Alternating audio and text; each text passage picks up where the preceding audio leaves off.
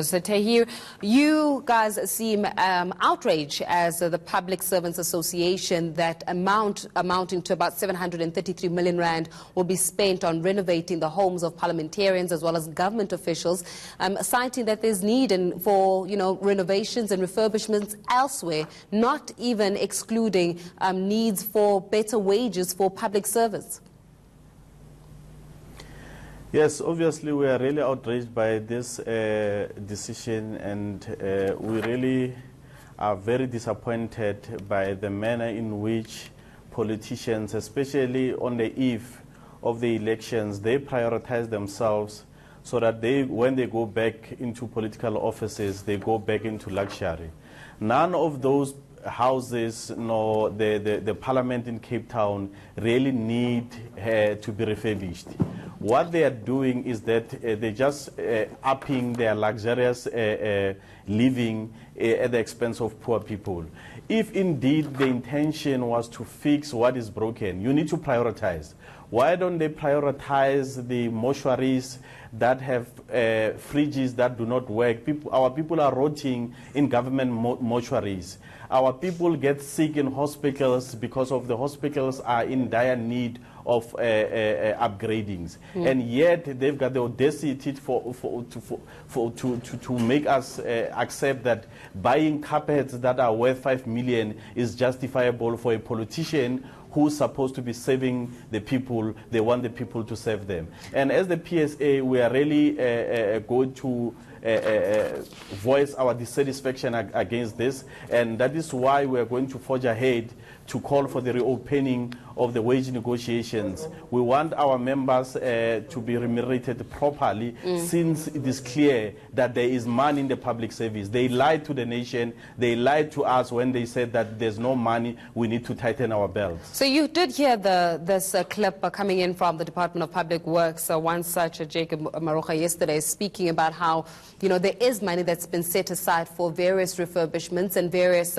complaints around buildings, especially when it comes to government buildings, that there is a need and there's money that's been set aside for those refurbishments and also to tackle other matters. So you're saying that as they were speaking about this matter, it's because they were covering up for the need to actually spend 733 million rand on refurbishing the houses of parliamentarians and government officials? Most definitely. If there was ever money to refurbish government buildings, why did Bank of Lisbon happen? After we have warned them for over 2 years about the condition of that particular building.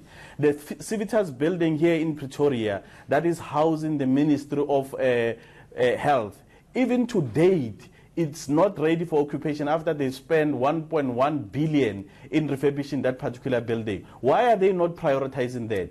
What they are prioritizing is projects that will be funding more corruption than having to serve the people. Public Works is one of the most notorious corrupt department in this country. They are the ones who are holding on to this money as they claim they have, but this money is never used for the purposes that what is intended for. And we have never, not even once, seen any move to try and fix the situation in the public service and in our government buildings.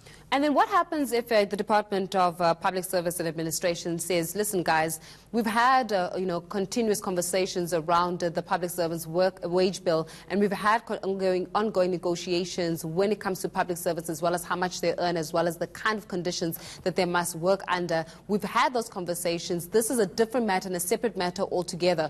Are you going to take that lying down, or are you going to then go into the next motion, which I'm sure would be to mobilize some form of reaction and response to that said dismissal?